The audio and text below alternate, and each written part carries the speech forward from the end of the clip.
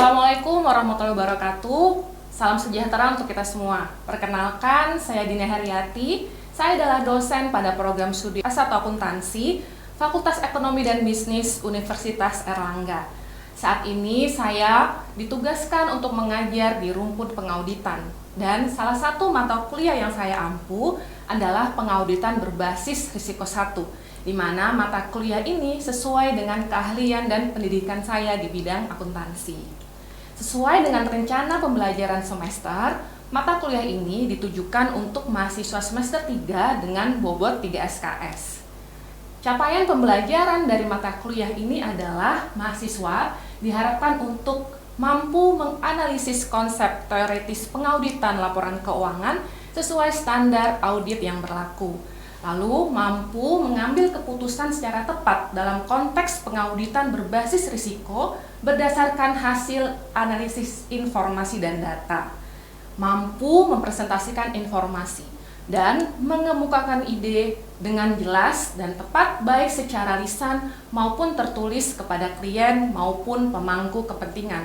Lalu yang terakhir adalah mampu melaksanakan program audit laporan keuangan sesuai standar audit yang berlaku dengan bantuan teknologi tepat guna. Mata kuliah pengauditan berbasis risiko 1 ini adalah mata kuliah pengantar yang mana memberikan pemahaman dan keahlian pada mahasiswa untuk menerapkan konsep-konsep terkait audit laporan keuangan pada proses pengambilan keputusan. Aspek yang ditekankan adalah aspek pendekatan risk-based audit, tata kelola governance di dalam audit dan perannya dalam mendukung transparansi keuangan. Mata kuliah ini juga akan membahas bagaimana dampak situasi yang disebabkan oleh COVID-19 terhadap praktik pengauditan.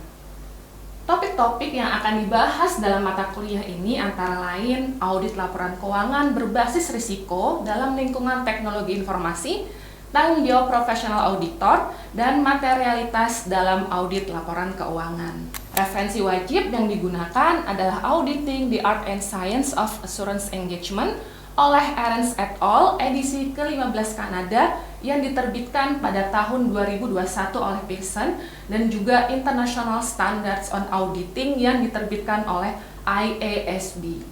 Penggunaan referensi terkini menjadi sangat penting karena standar audit yang terus berkembang sehingga mahasiswa tidak hanya diajarkan secara konseptual dari buku teks, namun standar audit terkini yang relevan juga diajarkan.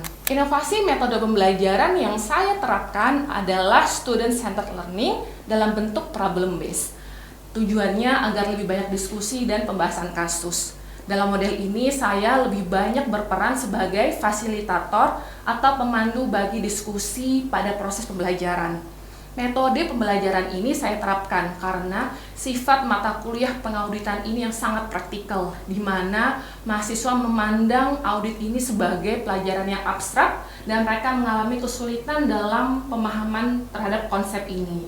Selain itu, untuk menjadi auditor yang baik, tidak hanya diperlukan pemahaman terhadap konsep audit, namun juga diperlukan kompetensi kunci seperti analytical skill, critical thinking skill, dan decision making skill, teamwork skill, dan communication skill. Sehingga untuk menjembatani tantangan tersebut, saya menerapkan metode diskusi dan pembahasan kasus. Setiap pertemuan mingguan, mahasiswa melakukan presentasi secara berkelompok sesuai dengan materi yang telah saya berikan. Kemudian dilanjutkan dengan diskusi dan tanya jawab, serta tambahan penjelasan dari saya.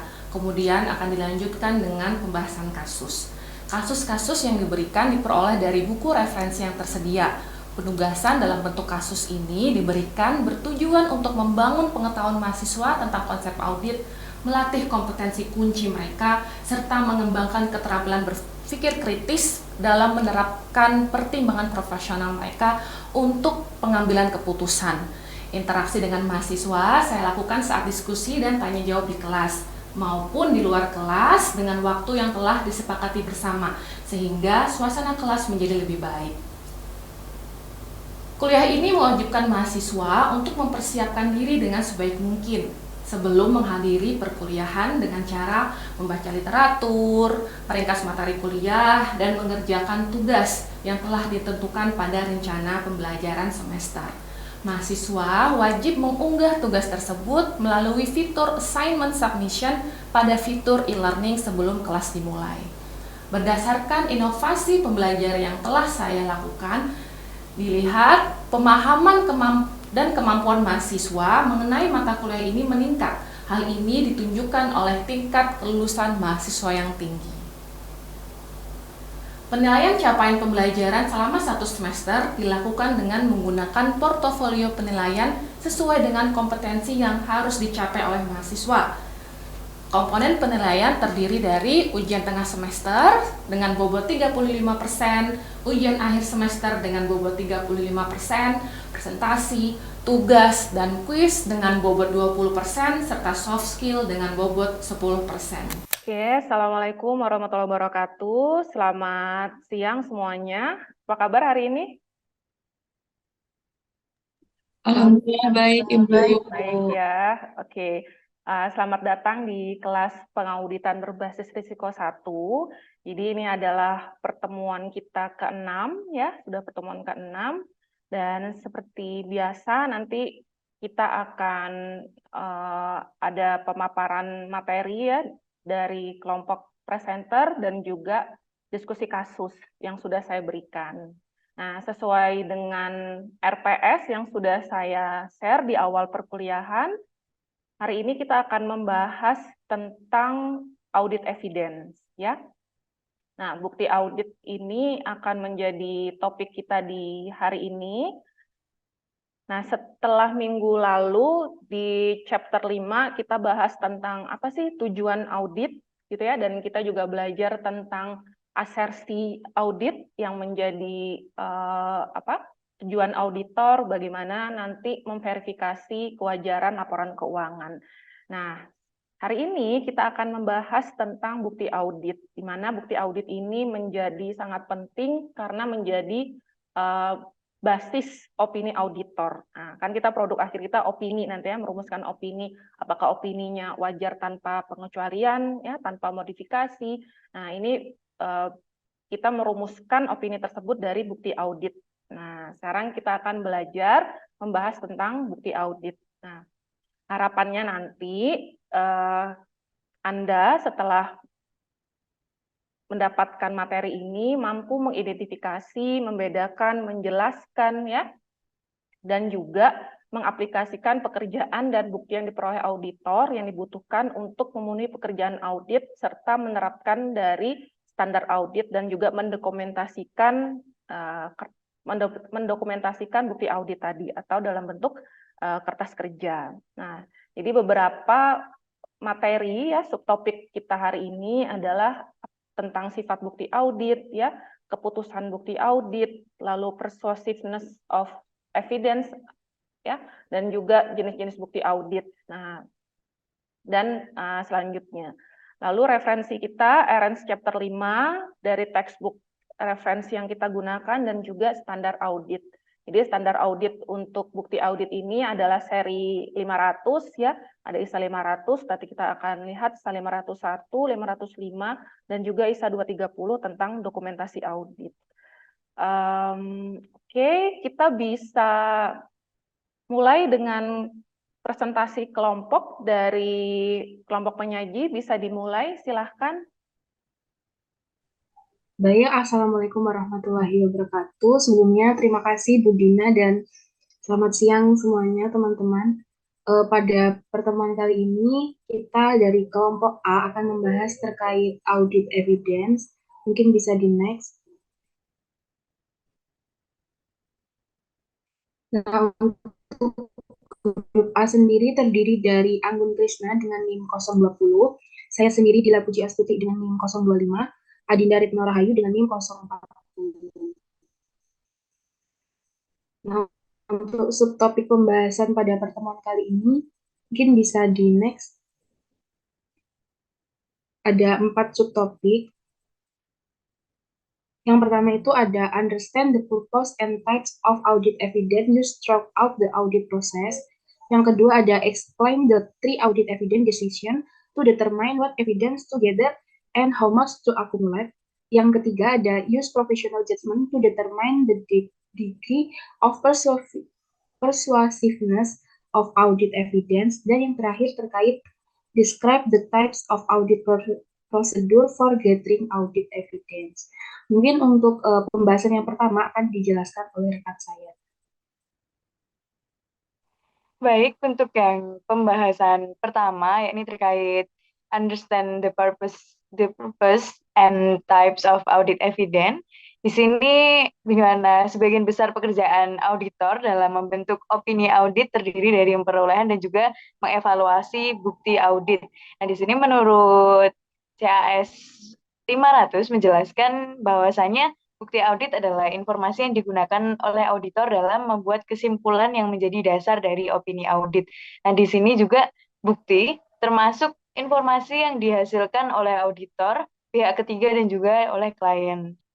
Nah, baik, yang selanjutnya di learning objective yang ketiga ini kita akan tahu bagaimana menggunakan penilaian profesional untuk menentukan tingkat persuasif bukti audit. Nah, jadi yang pertama persuasif bukti audit pada tingkat kesesuaian. Nah, jadi terdapat kelayakan atau bukti yang cukup. Nah, ini artinya terdapat bukti yang cukup dengan kualitas yang cukup tinggi untuk membentuk suatu kesimpulan sehubungan dengan opini audit. Lalu yang kedua, auditor harus diyakinkan bahwa pendapatnya itu benar dengan tingkat jaminan yang tinggi. Nah, lalu yang selanjutnya, ukuran sampelnya itu akan bervariasi tergantung pada yang pertama, metode pengambilan sampel yang dipilih, lalu yang kedua, jenis pengujiannya, dan yang ketiga, jumlah jaminan yang akan diperoleh dari tes tersebut. Nah, dan yang terakhir, metode dan ukuran pengambilan sampel tersebut terkait dengan risiko yang dinilai. Kita tahu bahwasannya pemahaman yang mendalam tentang bisnis dan juga bidang usaha serta jalannya operasi sebuah perusahaan yang merupakan klien itu merupakan hal yang sangat penting bagi kita untuk melaksanakan audit yang memadai, yang mana nantinya kita akan mengetahui mungkin ternyata dalam industri ini nanti biasanya akan terjadi kecurangan atau fraud di bagian ini seperti itu. Nah, di sini juga dalam SA 315 yang menyatakan bahwasannya pemahaman atas entitas dan juga lingkungan dari sebuah perusahaan yang kita audit meliputi yang pertama terdapat faktor industri, lalu juga peraturan dan juga faktor eksternal lain yang merupakan kerangka dari pelaporan keuangan yang berlaku. Lalu yang B, ada sifat entitas di sini termasuk jadi operasinya, lalu ada struktur kepemilikan dan juga tata kelolanya, serta terdapat jenis investasi yang dilakukan dan juga rencananya akan dan juga rencana investasi apa yang akan dilakukan oleh entitas termasuk investasi dalam entitas yang memiliki tujuan. Saya perlu menekankan sekali lagi, tadi sudah disampaikan, memang sudah disampaikan, tapi ada yang perlu saya tekankan terkait dengan bukti audit, ya. Tadi kita sudah melihat bahwa si bukti audit ini adalah menjadi basis bagi perumusan opini auditor, ya. Nah, syaratnya bukti audit ini harus bukti yang persuasif, gitu ya. Persuasif ini bukti yang meyakinkan bagi auditor, di mana auditor itu yakin atas fakta atau bukti yang tersedia, gitu ya. Nah, bukti itu dikatakan persuasif, dikatakan sampai auditor itu yakin kalau dia memenuhi dua kriteria utama. Ini yang penting, di mana bukti itu harus cukup dan tepat. Tadi sudah disampaikan sufficient dan appropriate, cukup dan tepat. Cukup itu adalah ukuran dari kuantitas, jadi kita mengumpulkan bukti yang sebanyak apa sih? Nah, itu kita tentukannya harus menentukan sebanyak apa bukti yang kita kumpulkan agar sampai kita bisa menarik kesimpulan. Lalu yang kedua adalah ketepatan, ya. Appropriateness, ketepatan itu adalah ukuran dari kualitas. Jadi kita harus mengumpulkan bukti audit dalam unsur yang punya kualitas tinggi dan kuantitas yang mencukupi untuk menarik kesimpulan. Nah, ukuran kualitas di sini itu ada dua unsur lagi, ya, yaitu relevan dan andal. Ya, jadi bukti itu dikatakan tepat kalau dia memenuhi dua kriteria, yaitu relevan dan andal.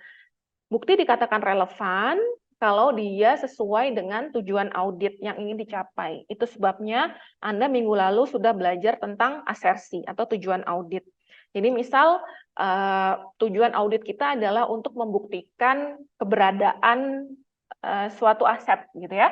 Ada nggak asetnya? Nah, maka kita harus mengumpulkan bukti yang tepat untuk menjawab keberadaan aset itu. Jangan nanti kita malah melakukan prosedur yang kebalikannya, melihat kelengkapan aset. Nah, sederhananya misal kalau untuk melihat keberadaan aset, kita kan akan berangkatnya dari catatan ke fisik. Ada nggak sesuai nggak dengan catatannya? Ada fisiknya nggak? Gitu ya? Itu keberadaan. Itu akan tidak tepat, tidak relevan kalau kita mulainya adalah melihat dari fisiknya, terus kita cek ke catatan. Itu untuk membuktikan completeness. Nah, jadi itu kenapa kita harus mengumpulkan bukti yang relevan sesuai dengan tujuan atau asersi. Lalu yang kedua, itu unsur dari ketepatan bukti audit itu adalah tentang keandalan, reliable. Bukti itu dikatakan andal kalau berasal dari sumber yang terpercaya atau credible source ya. Yang pertama tadi ada disebutkan kalau diperoleh melalui auditor langsung, pengamatan auditor langsung, penghitungan auditor langsung, itu akan tingkat keandalannya tinggi. Kenapa? Karena kita sebagai pihak yang independen dan kita juga punya kompetensi gitu ya. Jadi apa yang kita hasilkan juga tingkat keandalannya tinggi. Lalu selanjutnya kalau bukti itu diperoleh dari pihak ketiga, misalnya dari pihak bank gitu ya, dari vendor, dari supplier ya atau customer, itu buktinya akan lebih andal kalau kita memperoleh dari pihak ketiga. Lalu selanjutnya meskipun bukti itu beroleh dari internal, itu juga punya tingkat keandalan kalau internal kontrolnya efektif. Saya memperoleh data dari manajer account receivable mengenai jadwal pada Excel, di mana dia itu menghitung penyesuaian akhir tahun yang diposting ke dalam akun allowance for the full account. Jadi ada penyesuaian akhir untuk piutang yang nggak dapat terbayar atau piutang yang tidak tertagih. Kemudian saya meninjau kembali rumus yang digunakan dalam perhitungan Excel tersebut dan juga menghitung ulang dari semua totalnya. Karena penghitungan ulang itu udah dilakukan langsung oleh saya selaku auditor, keandalan bukti audit ini tuh saya rasa udah tinggi dan saya telah mengonfirmasi bahwasannya saldo piutang pada akhir tahun itu udah benar. Jadi tidak diperlukan pekerjaan lebih lanjut. Nah, mungkin bisa next slide. Oke, di sini lalu ada beberapa hal yang dipertanyakan lagi. Yang pertama, kita disuruh untuk mendiskusikan apakah komentar Michelle tentang keandalan bukti auditnya itu udah benar-benar reliable. Tadi kan Michelle udah bilang bahwasannya saya udah menghitung ulang kok dari Excel-nya dan emang saldo di akhir tahunnya itu udah benar gitu. Nah, apakah emang benar-benar komentar Michelle ini benar? Kemudian pertanyaan yang kedua, tinjau asersi yang dicakup oleh setiap prosedurnya, apakah karya Michelle itu udah mencakup pernyataan yang disebutkan. Nah, jika tidak, pernyataan apa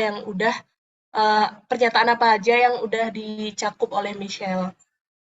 Kemudian pertanyaan yang ketiga, yakni rekomendasi bukti yang lebih andal yang dapat diperoleh Michelle untuk mendukung kesimpulannya. Nah, ketika dari pertanyaan 1 dan 2 ternyata komentar Michelle ini belum cukup andal, lalu apa sih rekomendasi yang mungkin bisa dilakukan oleh Michelle?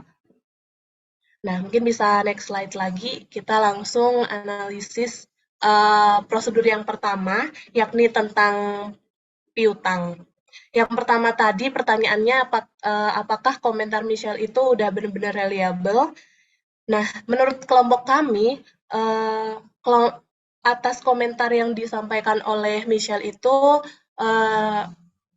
reliable of evidence is not high, tidak tinggi, namun juga nggak nggak rendah banget gitu. Dalam artian kayak masih nanggung gitu, di mana dia cuman menghitung dari pengerjaan Excel yang udah disediakan sama manajemen dan dia cuman mencocokkan dari saldo yang udah tertera di akhir tahun. Gitu. Jadi menurut pendapat kelompok kami, komentar Michelle itu belum cukup tinggi. Barangkali ada satu pertanyaan mungkin, satu atau dua, terkait kasus. Jadi kasus tadi itu ilustrasi yang cukup untuk kita memberikan pendapat apakah bukti yang dikumpulkan oleh Michelle itu reliable atau tidak gitu ya, dan alasannya kenapa. Nah, jadi dalam situasi tadi gimana menurut pendapat teman-teman di sini? Ada pertanyaan mungkin? Ada nggak?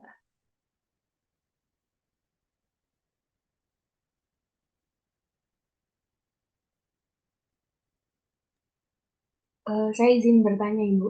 Ya, silahkan Dila. Tadi sewaktu Mariska menjelaskan di bagian ketiga, pertanyaan ketiga terkait rekomendasi prosedur tadi kan dijelaskan untuk menghitung juga persediaan yang usang. Nah, mengapa saat audit inventory itu persediaan barang usang itu juga perlu diperhatikan gitu? Oke. Oke, terima kasih Dila. Silahkan dijawab, direspon Sally atau Rima. Ya, baik. Terima kasih atas pertanyaannya, Dila. Jadi, mungkin saya izin mengkoreksi ya pertanyaannya. Jadi, bukan diperhitungkan, tapi perlu untuk diperhatikan gitu. Karena persediaan barang usang itu dapat menyebabkan kerugian bagi perusahaan, dan itu juga bisa aja salah satu eh, bentuk fraud dari perusahaan itu sendiri gitu. Jadi, jika perusahaan itu tidak mengelola barang usang itu dengan baik, eh, kenapa sih perusahaan itu mengalami kerugian? Karena ya pertama harus menanggung biaya penyimpanan, padahal bisa digunakan dengan untuk keperluan yang lain, tapi gudangnya dipenuhin oleh persediaan barang usang, terus biaya asuransi dan biaya-biaya lainnya yang terkait tentang barang usang itu sendiri. Mungkin itu saja eh, jawaban dari saya. Bagaimana, Dila? Ya, baik. Terima kasih Sally atas jawabannya. Iya, menambahkan ya. Jadi itu terkait dengan apa namanya versi penilaian ya, valuation. Jadi persediaan sesuai dengan standar akuntansi itu kan disajikan di neraca itu kan sebesar nilai realisasi bersih ya, sebesar yang bisa dijual gitu. Kalau persediaan kan, maka itu kita harus bisa memastikan berapa yang benar-benar menjadi aset persediaan itu yang bisa dijual. Jadi kalau ada yang usang tidak bisa terjual, itu kan seharusnya sudah bukan menjadi aset lagi kan ya. Jadi kita harus dalam proses observasi persediaan itu kita mengamati kalau ada barang yang usang, lalu kita konfirmasi dan kita pastikan apakah ada allowance atau penghapusan atas barang yang usang tadi, persediaan itu. Nah, jadi saat observasi itu nggak hanya sekedar melakukan perhitungan ya, mengamati klien melakukan perhitungan atau kita melakukan independent test, tapi kita juga mengamati kondisi dari gudang gitu ya, kondisi dari persediaannya itu juga. Itu. Nah, oke. Barangkali bisa dibuka slide yang bagiannya Ria dulu. Kita bahas sebentar yang bagian itu. Bisa minta tolong di share lagi yang prosedur yang pertama. Jadi prosedur pertama, kedua itu kurang lebih sama. Jadi kita bahas yang satu ini. Nah, sebelumnya, Mbak. Slide sebelumnya. Yang tentang background kasusnya. Nah, oke. Nah, jadi di sini kita diminta untuk menganalisis apakah bukti yang dikumpulkan oleh Michelle untuk kasus piutang itu sudah tepat. Nah, Yang perlu kita perhatikan kembali adalah tujuan auditnya atau asersi yang diuji. Asersi yang diuji adalah tentang penilaian piutang. Valuation-nya, bukan existence-nya, bukan completeness-nya, atau bukan yang lain. Jadi kita fokus pada asersi penilaian, valuation. Nah, misal untuk menilai piutang, ya, dia melakukan penghitungan ya dari file Excel schedule AR yang diperoleh dari klien. Dari situ dia melakukan rekalkulasi, ya nggak salah di sini ya, akan perhitungan ulang semua totalnya. Dari situ dia sudah totalnya sudah benar, terus dia simpulkan bahwa piutang sudah dinilai dengan wajar gitu kan ya dari hasil ini. Maka dia tidak perlu melakukan prosedur lebih lanjut, itu kata Michelle. Nah, padahal kalau kita melakukan tujuannya menilai verifikasi penilaian piutang, kalau dengan prosedur ini, penghitungan ulang itu tidak akan menjawab. Jadi tidak relevan juga yang pertama. Yang tepat adalah, kalau kita melakukan penghitungan ulang di sini, itu bukan untuk memverifikasi penilaian, tapi verifikasi akurasi piutangnya sudah tepat. Tapi belum menjawab apakah piutang itu dinilai dengan tepat. Nah, piutang itu kan kalau sesuai dengan standarnya sama dengan persediaan tadi ya, nilai realisasi bersih. Piutang kotor dikurangi dengan allowance for the full account. Jadi di sini kita menilai kecukupan penyisihan piutang. Maka kalau kita mau menilai kecukupan penyisihan piutang yang dilakukan oleh klien, tentu tidak bisa dengan melakukan prosedur penghitungan ulang seperti ini. Ya, jadi tidak tepat dan tidak reliable. Untuk kasus, ada pertanyaan barangkali yang ingin ditanyakan ke saya?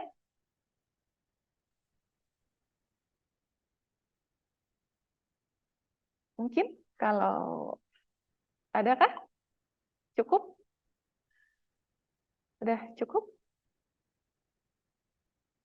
Cukup ya sepertinya.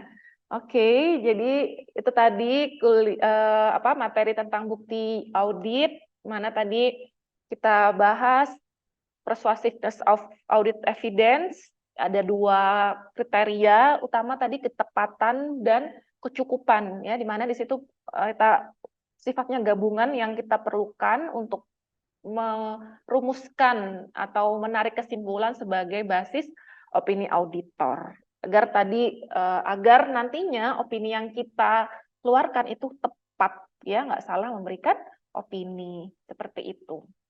Dan tadi kita juga bahas ada beberapa tipe bukti audit ya, mulai dari observasi, konfirmasi, inspeksi dan sebagainya.